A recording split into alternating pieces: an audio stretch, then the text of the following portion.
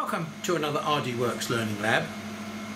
Today we're going to continue with the compound lens saga.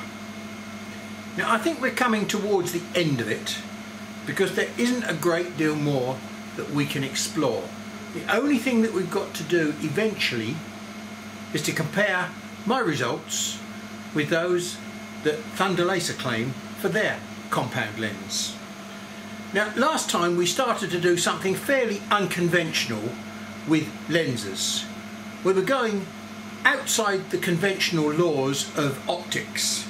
It doesn't mean to say we were breaking the laws of physics, it just meant to say that we weren't going down the conventional road to achieving what we wanted, which was a very small dot.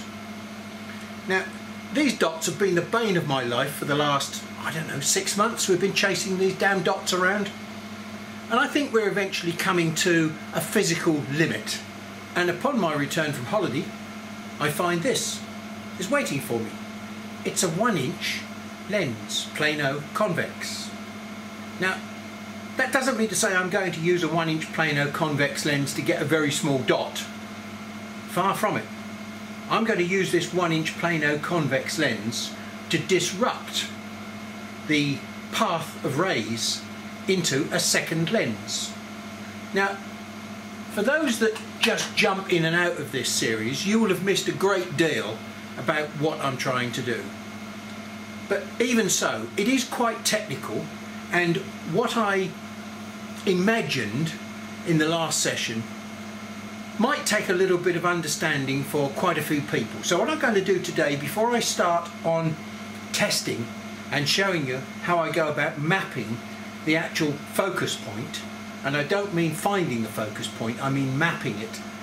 In other words, what I'm going to try and do is find out where the focus point is, where it stops, where it starts, how long it is, what size it is. I mean, it sounds like a near impossible task, but I think I've got a method for doing it. So let's just recap on the lens theory, and we will then proceed with what I hope will be the final leg of this journey. And I'll just have a sip of rocket fuel before we start. As I've mentioned to you many times before, I'm not a teacher, I'm not an instructor, I'm a discoverer. I'm on a learning journey, and hopefully you're coming on that learning journey with me.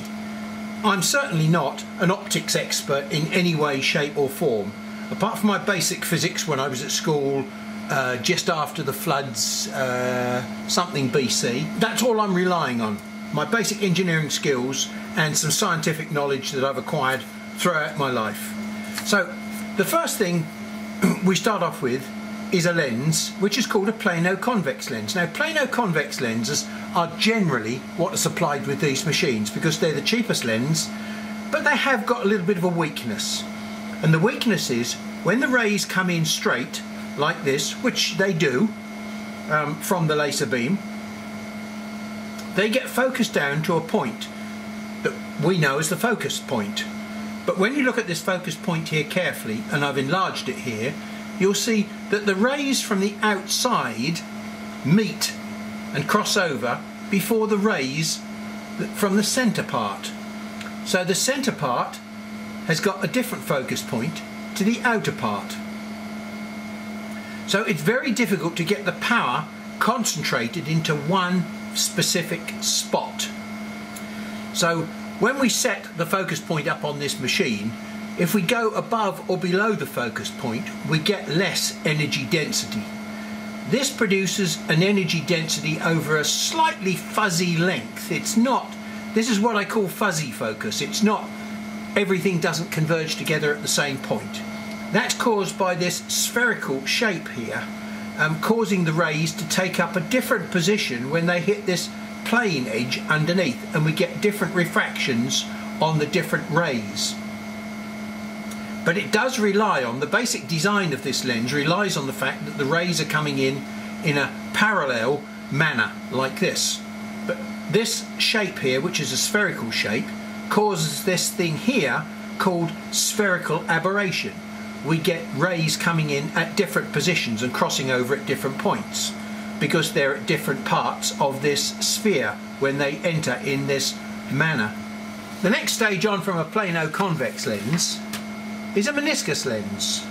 And the meniscus lens is a slightly more expensive lens because it hasn't got a flat bottom. It's got a slightly concave bottomed face to it. And the object of that concave bottom face is to correct the spherical aberration that's occurred on the top face. So the rays come in parallel, they pass through the lens, and the lens is slightly distorted on the underneath, so that these rays that were previously crossing over first cross over at the same point as those rays coming down the centre. So we get a very clean, trust me, it's not perfect, but we get a very clean, a much cleaner, sharper focus point. The whole of this geometry relies on the fact that we've got parallel rays coming into the lens. So these are the only two types of lens that we can get for this machine, and it does rather limit what we can do.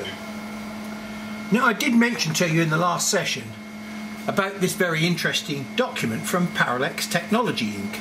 And if you go to the technical information and the frequently asked questions, there's a very nice section in there all about lenses, lens technology and how it works. I suspect one of you may have gone and picked this up and read it. The rest of you, well, like my wife, you ignored me. So I'm going to force you to understand one small section of it. Physics tells me I can't do what I actually want to do. There are fundamental laws of physics, bottlenecks, that limit the size to which a beam of light, laser or otherwise, can be focused to. In our application, the first bottleneck says even if all your tools, laser, lenses, were perfect, you cannot focus a beam to a size smaller than its wavelength. The wavelength of a CO2 laser is 10 microns, 0.01 millimeters. Therefore, this is the smallest diameter of the circle that it can be focused to. We will explain these bottlenecks in a little more detail later on, but if you prefer not to read any more, here it is. If we remove the perfect assumption that we talked about just up here, the lens is not perfect and the laser is not perfect, then you will be doing amazingly good if your lens and laser are good enough to give you a spot size of 100 microns, i.e. 0.1. I've achieved a dot size of 100 microns, 0.1, but I don't know whether that's actually what the spot size was. This definition of spot size is a bit vague because it is the smallest diameter that you can get across here or across this fuzzy focus area. And what they're really saying is generally it'll be a fuzzy focus area. You will be doing excellent if you get 200 microns, 0.2 millimeters, and very good if you get 300 microns, 0.3 millimeters. Well, I think we're beating all of those targets. In real life, you have to compromise. The cost of a lens that gives you a 0.1 millimeter spot diameter could be 10 times the cost of one that gives you 0.3. So what they're basically saying is here, I'm wasting my time trying to get a spot size of 0.1 or less, because I've already done amazingly good in their terms if I can achieve a dot or a spot size of 0.1. I've been down to 0.06, maybe 0.05, and today we hopefully might even be able to get smaller than that. But basically we're trying to achieve something that everybody tells us is not really possible. Okay, so here was my first attempt at a compound lens. Now before I started it, I decided I would try and do some ray tracing through the various lenses. I had a couple of plano convex lenses, and I think they were 1.5 inch plano convex lenses, and I put them together like this and I traced the path through, and what I found was that there was a fuzziness on the focus of at least 0.7. Now by fuzziness I mean to say they did not come together at the same point like a meniscus lens. And strangely enough, what I found is that when you pushed them closer together, instead of getting a better focus, you actually got a fuzzier focused, 0.909. Now, most people at that stage would have turned around and said, I'm going the wrong way. But I had a light bulb moment at that point when I saw these two numbers. What that basically means is this.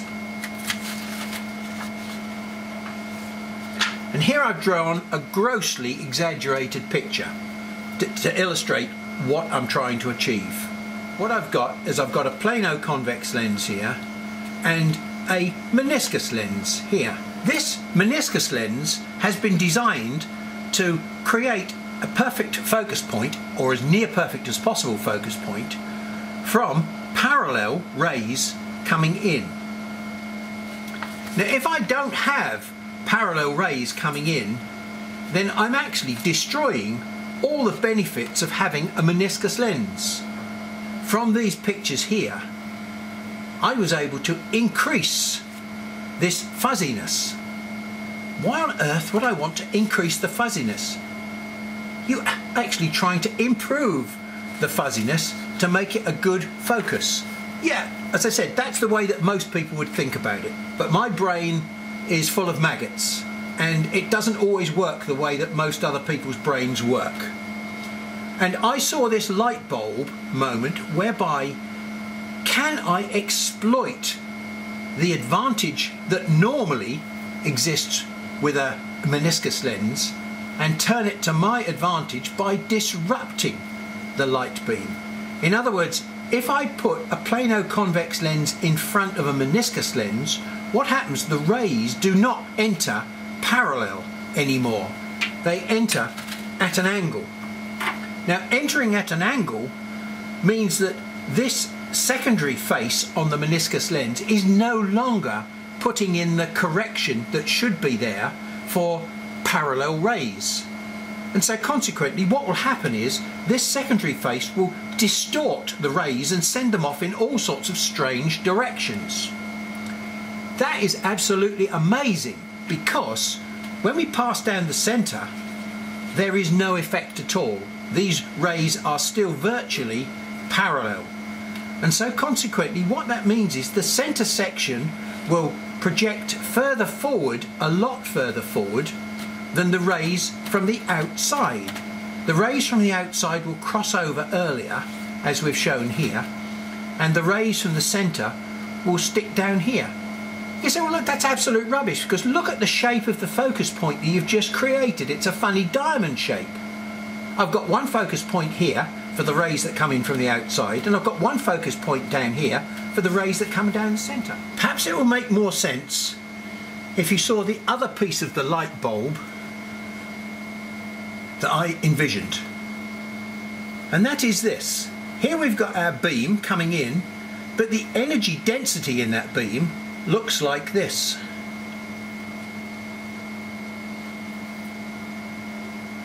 The highest energy of the beam is at the centre, and that's what we want down here. We want the high energy to be here, and basically what we're doing, we've got all this low energy stuff down here, which normally when we punch a hole in, and I've shown you this many times before, we punch a hole in with this high density area, and what we get with the low density around the outside, we get a brown scorch halo. So that basically sums up where we are at the moment with my light bulb moment.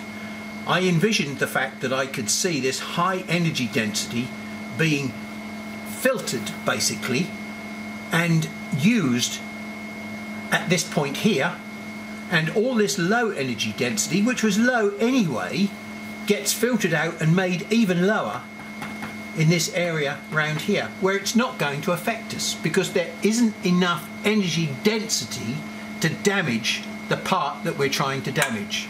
Remember, every material has got a damage threshold. You have to have a certain amount of energy density to have an impact on it. We've got light firing at the surface, and that light affects the molecules on the surface, makes them increase their vibration, their temperature, they get hot and something happens. In the case of paper, it will burn. In the case of wood, it will scorch. In the case of other materials, that energy transfer to heat will have different effects. So the more energy density we have, the more excited the atoms become. The lower the energy density around the outside, the less energy will be transmitted to those, and we will not have enough energy to do any damage to the surface. We won't be able to excite these atoms and molecules out here to cause damage. So the damage that we should produce will be just at this central section here, where we've got maximum focus and maximum power. Now, in the last couple of sessions, we've done some pretty amazing pictures based on the fact that we've been able to get a 0.1 dot. But in between times, I've spent a bit of time and I've actually mapped the lenses and the lens configurations that I have been trying to use. Now, the first one that I tested was the 1.5 inch plano convex lens, followed by a 1.5 inch plano convex lens. And that's this blue result here. So what we're looking at here is the distance beyond the nozzle itself. So we're actually working a long way beyond the nozzles here at 10.5 to 11 millimeters away from the nozzle.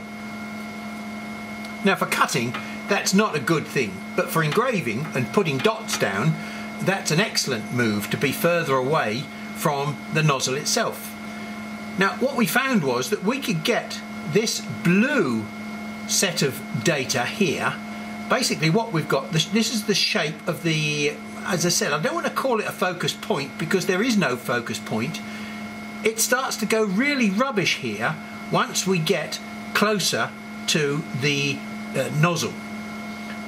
And then all of a sudden it becomes crystal clear at almost less than it's about 0.6, and then it drops down to 0.5, and then it starts expanding out again. Now, what I've done here, I've shown you a line which is 0.8 millimeters long. That's the length of time, that's the distance, if you like, over which the beam was less than 0.1 diameter. I say the beam, the power that I was able to, the line that I was able to make in a piece of acrylic. So that's indicative of the beam diameter at that point. And it stayed below 0.1 for, as I said, 0.8 millimeters, which is quite a long range. Now, when I changed to a different, and I don't know whether you can see this because it's in a pale yellow, but I had a 1.5 plano convex lens and a 2-inch meniscus lens here. And again, it gave me a range of about 0.8 millimeters. And as you can see, it started off at about 0.2 diameter, went down to 0.1, went down to even maybe 0.06 or 0.07, and then expanded out to 0.1, 0.15, 0.2 again. And after 0.2, it started to just become rubbish, basically. So we had fairly crisp focus where I've shown these shapes. The last attempt that we did with all the pictures that we did in the last session was using this combination here, which is a 1.5 plano convex and a 2.5 meniscus lens. Now, that combination seemed to give me the distortion that I wanted and the filtering, the power filtering that I wanted, because look what happened here. Basically, I got rubbish until I got to roughly 0.1 diameter, and then it stayed a very good crisp line down at 0.05 and back out to 0.1, and then all of a sudden it disappeared again. So I only ever got 0.1 line thickness maximum with this combination, and after that it just drifted away into mush, which was quite amazing. And of course the other thing that you've got to look at is that the range over which I was able to achieve a 0.1 dot was staggering. It's 1.5 millimeters. So I think this very long length here at very small diameter is proving that we're getting what I'm looking for here. what we're going to do is add another map onto this picture for the 1 inch plano convex with a 2.5 inch meniscus. In other words, I want to distort the beam going into the 2.5 inch meniscus even more to try and exaggerate this maybe 1.5 millimeter. I might even be able to get it out to 2 millimeters, which would be absolutely phenomenal. Everything that people tell us says this shouldn't be possible. Now, I can't believe that we're discovering something new here. I'm sure I'm just reinventing somebody else's wheel that we don't know anything about. But there may be certain parts of the scientific and optical community that are already exploiting this facility. But it certainly doesn't exist, as far as I can find out, in our little CO2 laser world. Even with the professional machines, nobody seems to be doing anything like this. Right, well, we've got the new compound lens combination in place, and we need to find out approximately, very approximately, where the focus point is. And so I've got the power set to about 25%, and what I'm going to do is just literally pulse it. Now, I'm going to start off a long way away. Ah, we've got a mark, a big mark. Go a little bit closer, because we possibly could pass through. Oh. So it's actually quite close, which is a bit counterintuitive. I thought it was going to be further away. It is what it is. I can't defeat the laws of physics, can I? So here I've got a piece of acrylic and a 3mm rod. So I'm going to make a little ramp like that. So it's 3mm shorter focal distance at this end than it is at that end. So that allows me to, if you like, draw a line along there and see where it gets to its narrowest point. So we'll set off with a 5mm distance and see where we are, because we know it's quite close in to the material. So basically the gap at this end is 5mm, and because there's a 3mm step, it goes down to 2mm. I'm going to set my speed to 300, and I've got the power set to 25%.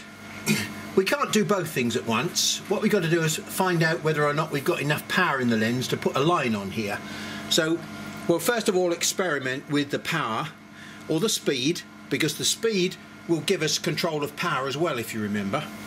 Now I'm going to move the head away about an inch or so, because I want it to be running at a constant speed when it gets up here. I don't want it to be going through its acceleration phase. So I hold the pulse button down and press the arrow button. This is very strange, because we've got a very thin line down here, which all of a sudden breaks out into quite a thick line, and it stays thick all the way up the middle, and then it starts getting thin, very thin here at round about 2mm. I don't know whether that means we may have two focus points, one here at 2mm and one here beyond 5mm. So let's explore this one beyond 5mm to start with, should we, and see what we can find. Let's go to 7mm and see what we get. 5, 6, 7mm.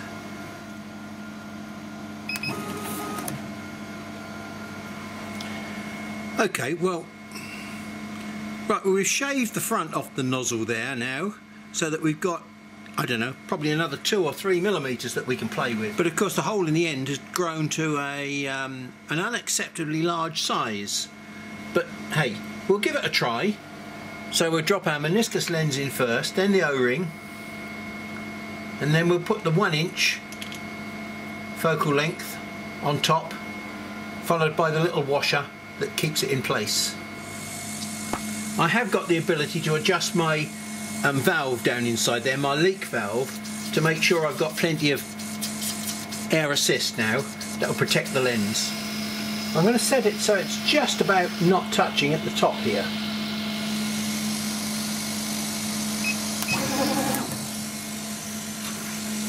No, that's not successful, so it is definitely not another focus point at that end.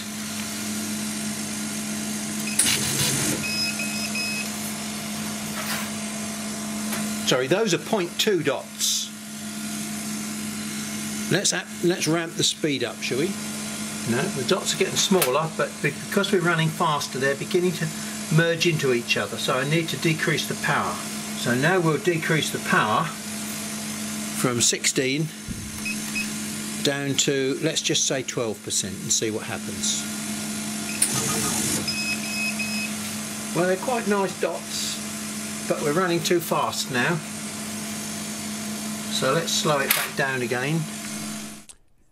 We're now going to profile the line that we've drawn, and this is the beginning of the line, and it's basically, let's call this 5mm away from the nozzle. And as you can see, it doesn't really look like anything other than a bit of a smudge.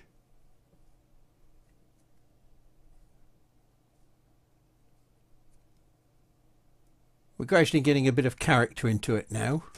There is no point in recording stuff that's of no value to us. Let's just start checking here. It's around about 6.2 from the nozzle, 6.2. And here we've got some lines of known thickness, 0.05mm, 0.1, 0.2, well it's certainly less than 0.2, so let's call that 0.11. So this is 6mm away from the nozzle. I think we can comfortably say it's that. 0.07. 5.8. I think we've got to guess it as around about that one, don't you? 0.05. And then we go to 5.6. And I think you've got to admit that's a pretty clean line, isn't it? I think that one's too thick. And that one's 0.05. And that one is a pretty close match. And that's 0.03, 1/1000th of an inch.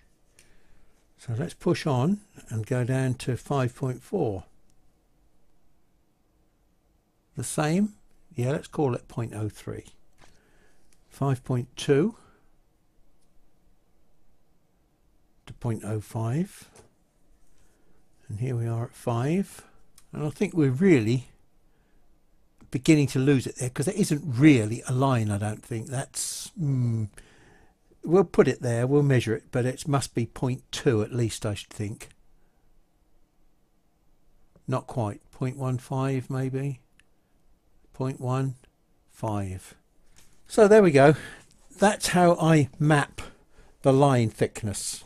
Now the dots were particularly difficult to try and track down, but we've used parameters that we've used quite a few times before, 100mm a second and 10% power. This is what happened when we set the focus to 7mm. Here's what happens when we set it to 7.5mm. They're really little dashes almost, with a splurge of damage around the outside. If you look, those dots are less than 0.1.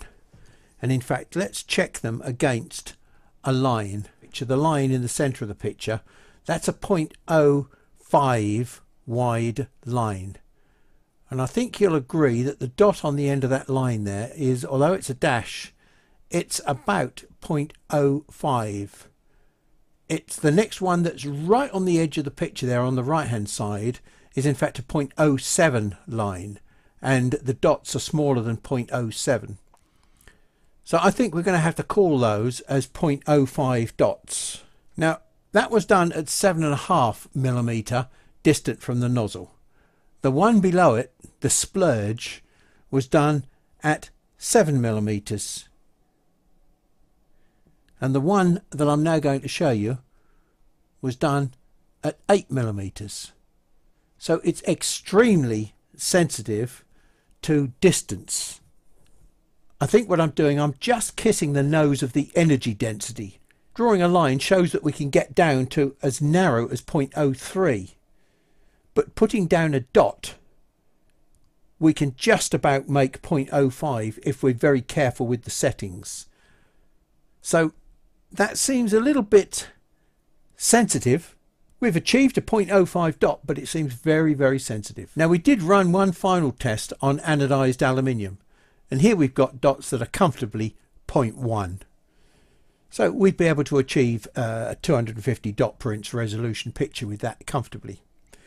But we did that at 120 millimeters a second and 10% power. We're right on the bottom limit of my power.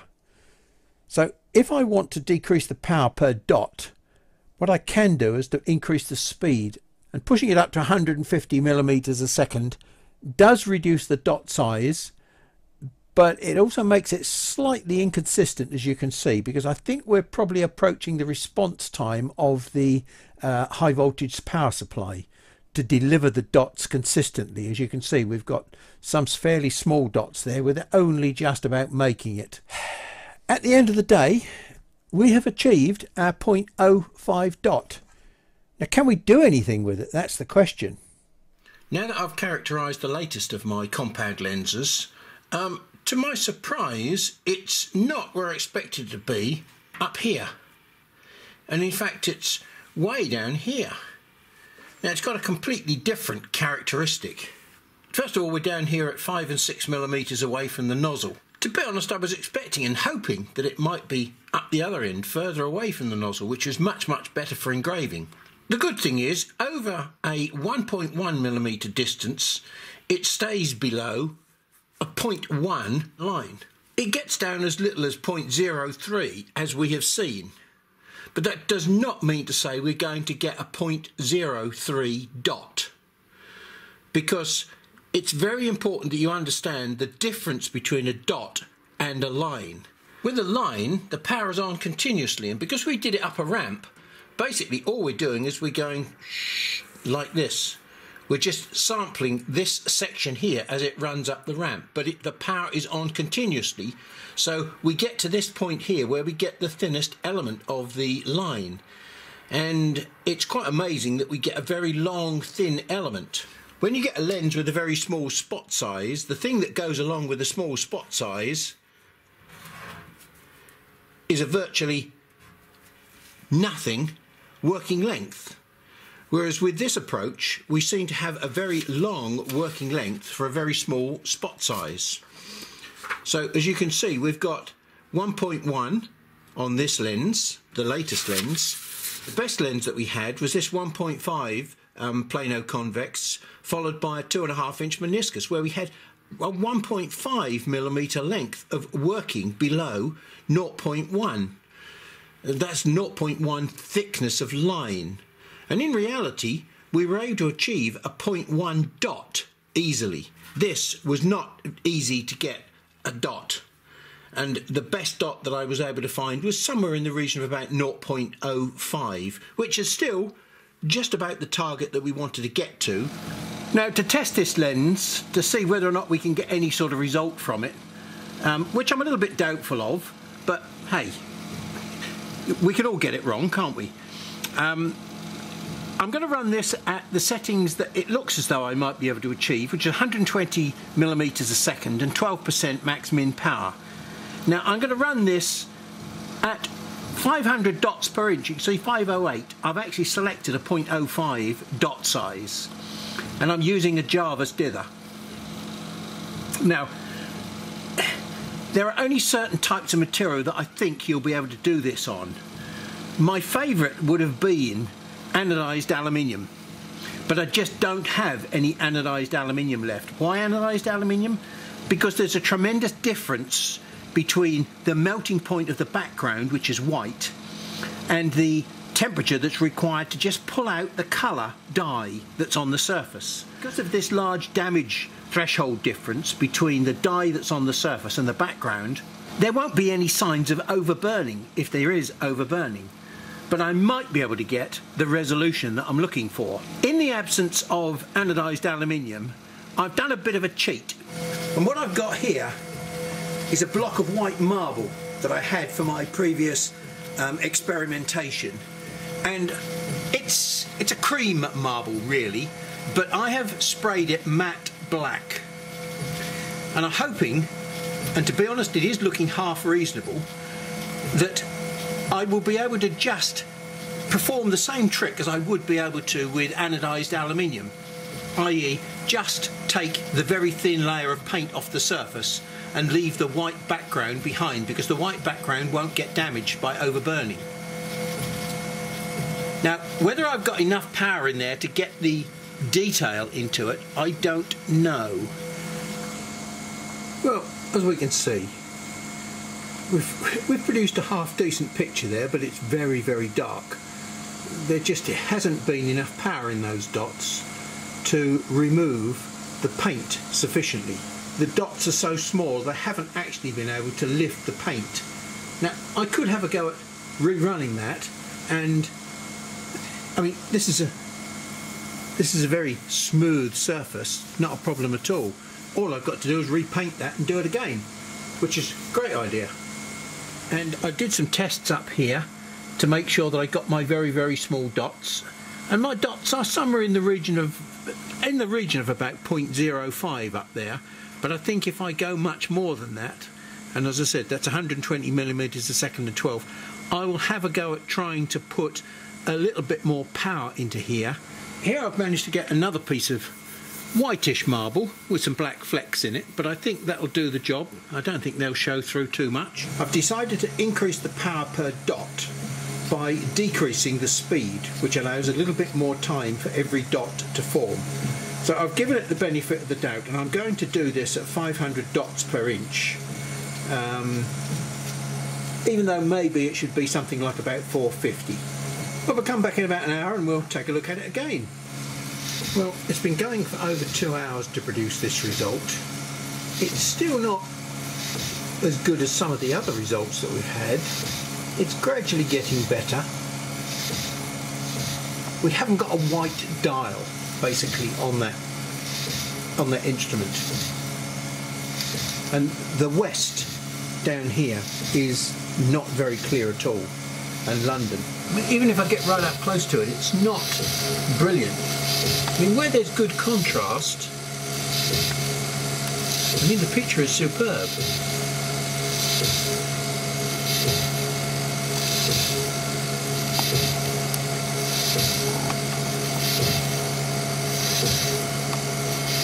There should be a faint face in the sky just up here.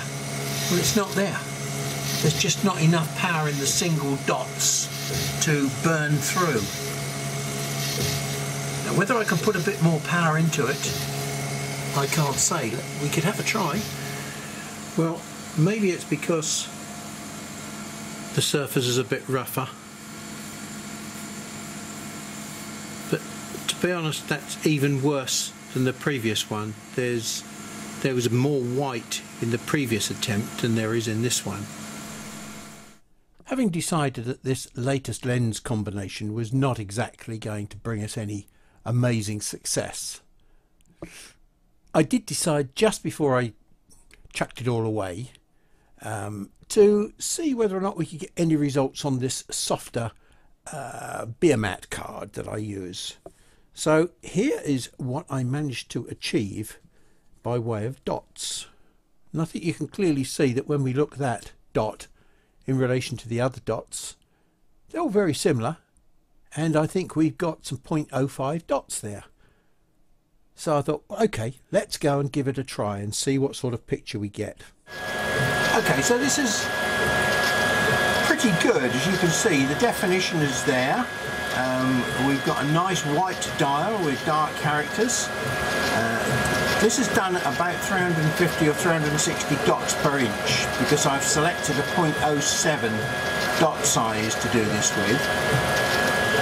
Now, the only thing that I've noticed is that as it's working its way up the page, we've gone from very dark to we're getting lighter and lighter and lighter.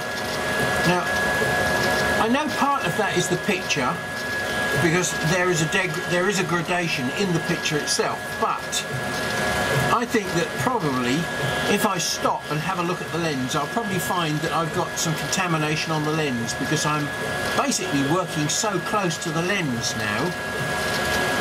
I mean, there's no doubt about it that we've got some superb detail in there. I mean, if we take a look at, if we can get close enough to take a look at the octopus eye,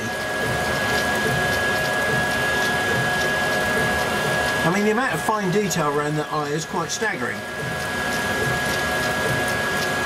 And then similarly all the little details on these bubbles.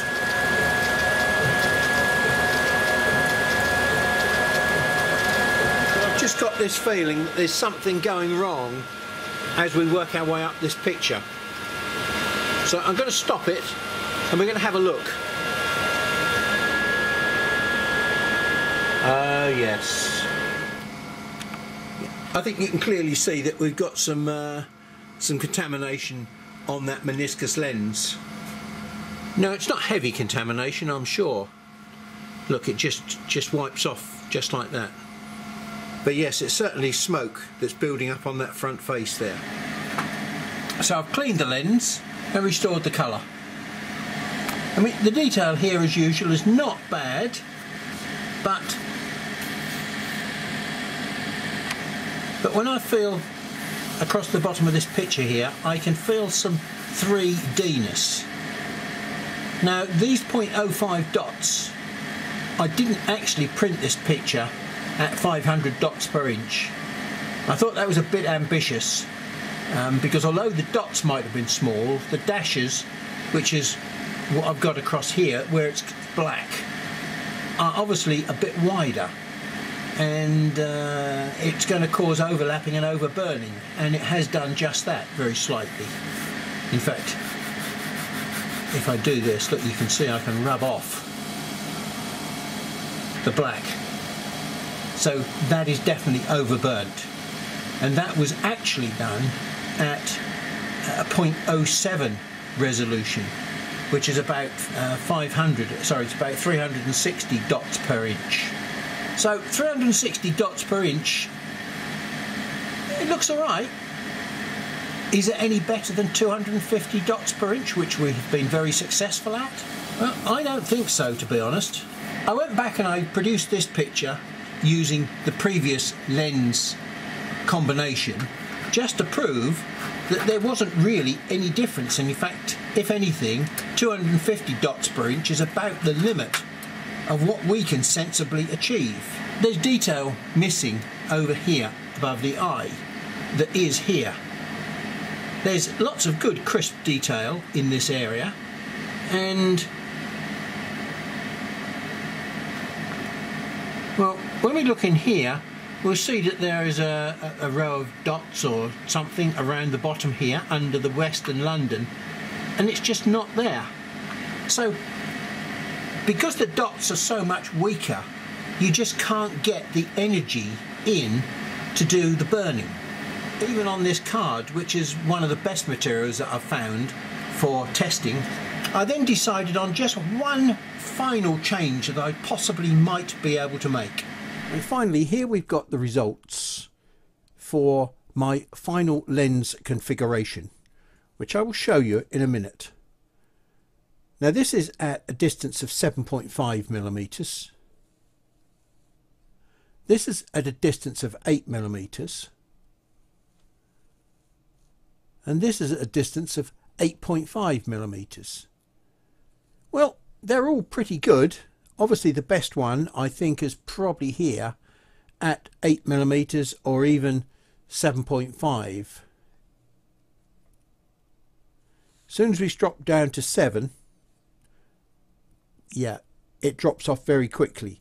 But there is a great 1 millimeter range in the middle there where we've got excellent 0.1 dots, consistent, good, dark 0.1 dots. The dashes on the top and the dots along the bottom are more or less the same colour. That is the perfect combination that we're looking for. And 0.1, let's just verify that for you. There's a 0.1 line, the one in the middle. So there's a 0.1 dot and a 0.1 gap. And here's my final test. I don't know whether you can see that on the camera here, but when you start doing comparisons between these two, if you look at the detail above the eye there, you'll find that there is much more detail on this one than there is on this one. It's crisper, it's cleaner, all of the wrinkles and details around the eye are much crisper and clearer on here. take a look at, for instance, the highlight in the eye itself. It's there on this one, but it's much crisper and cleaner on this one. Now these are very, very subtle details, but they're working extremely well. I mean, again, take a look at the door here, the detail on this door. There's a line down the door where the door planks are. It's much crisper on this one than it is on this one. This one, it looks a little bit on the fuzzy side. Again, we take a look around the bottom of this dial here where it says West and London. And on here, well, we can see some spots and little dots. But on here, we've definitely got some very detailed, crisp little dots underneath the word London. This is a sharper contrast picture than this one. There's a little bit more detail in this. This is slightly washed out. This one is much crisper. So I think from a distance you can begin to see the slight colour difference between these two. I mean, they're both extremely good. We've got the face up in the sky here, which is nice and crisp and clear in both instances. Everything is there. We've got a much crisper map here than we have here. You know, I thought that this was just about the ultimate, but now we've found the ultimate. And again, when I feel this picture, there is virtually no hint of 3D-ness on it at all. If I rub away down here, I'm not exactly rubbing away any of the black. If I rub away on here, again, I can't really feel much in the way of 3D-ness down here. It's just, it's getting close to the perfect picture. And that's with 250 dots per inch. How have I managed to achieve that final little step? Let's have a look at the lens and what I've done. So here's the new lens assembly, the compound lens assembly.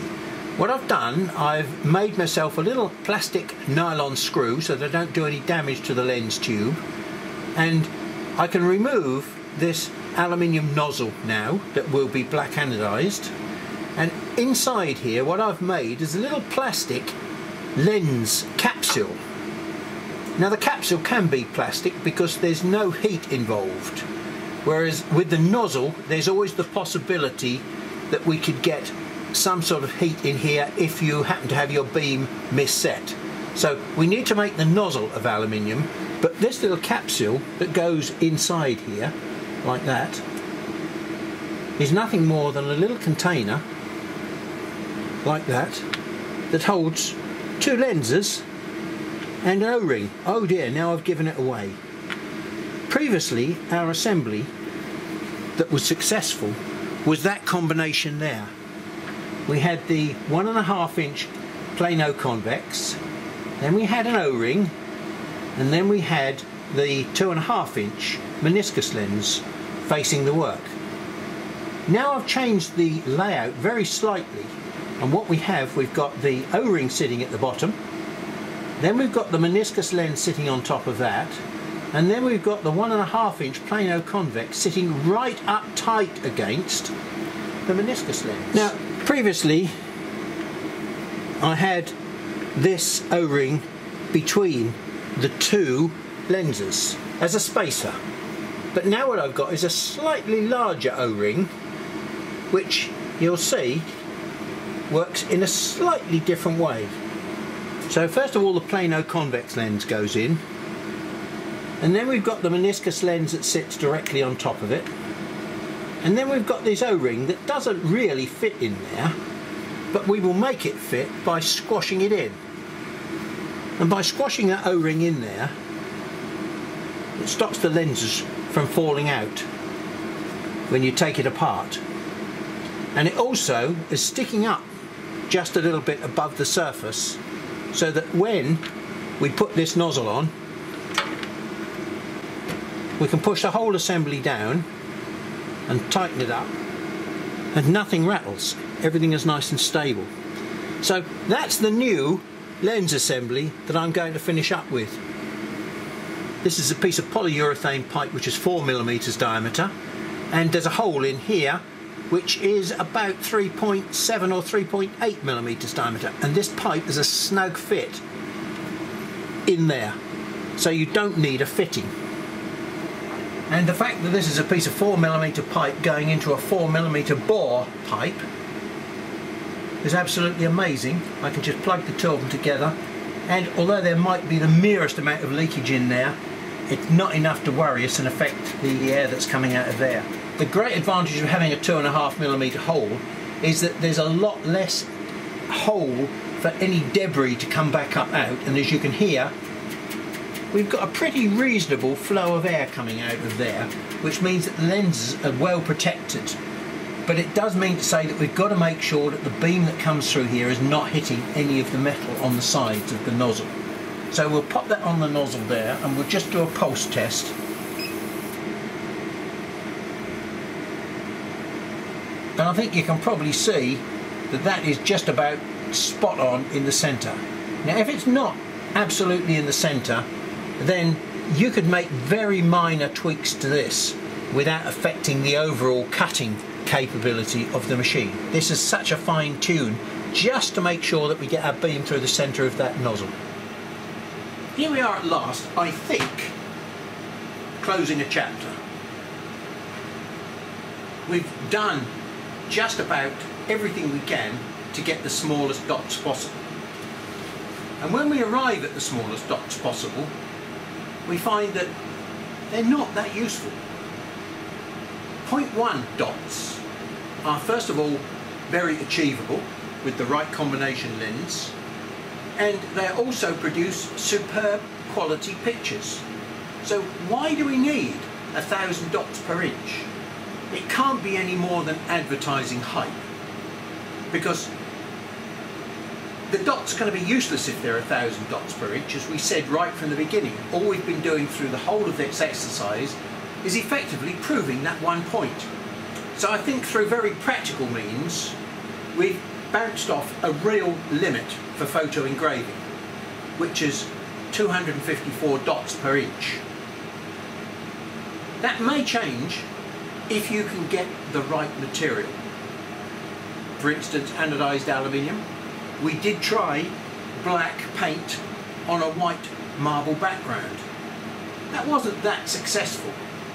It wasn't as successful as, for instance, those weak dots on card.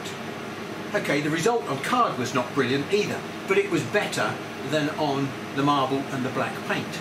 So there is some hope there that if you want to experiment and go down that road, you may be able to achieve superb results. But I suspect most of you guys would be wanting to work on wood. And on wood, well, you may still struggle with 250 dots per inch. You may well have to compromise and go back to 200 or even 150 dots per inch to get a nice crisp picture that you can see over the grain texture that will always be in the material. I'm not coming to any real conclusions here, other than to say that we've bounced off a limit and the rest is up to you. But at least you won't waste your time trying to achieve 1,000 dots per inch. Well, until we get somebody else's lens to do a head-to-head test, I think we're going to have to close this saga. But I think we're closing it with a bit of a smile on our face, knowing that we can do very good quality pictures at 250 dots per inch without over-burning. And that's my criteria for a good quality picture. If you're overburning the dots, which you can easily do and say that you're doing 1,000 dots per inch, maybe you will like the result of your 1,000 dot per inch barbecue picture. Maybe that's the modern version, the laser version of Dali or Picasso. Burn it, give it the right title, who knows, maybe it could be worth a fortune. I've now got to find something else that tickles my fancy to drive me into more videos. We're getting pretty close to having explored all the areas of these machines. This dot saga has driven me to understanding so much more about the laser beam, the laser technology, the damage threshold of materials. It's an all-encompassing subject, just because we've been chasing this stupid little dot. Well, that's what I'm going to do now. Dot. Bye.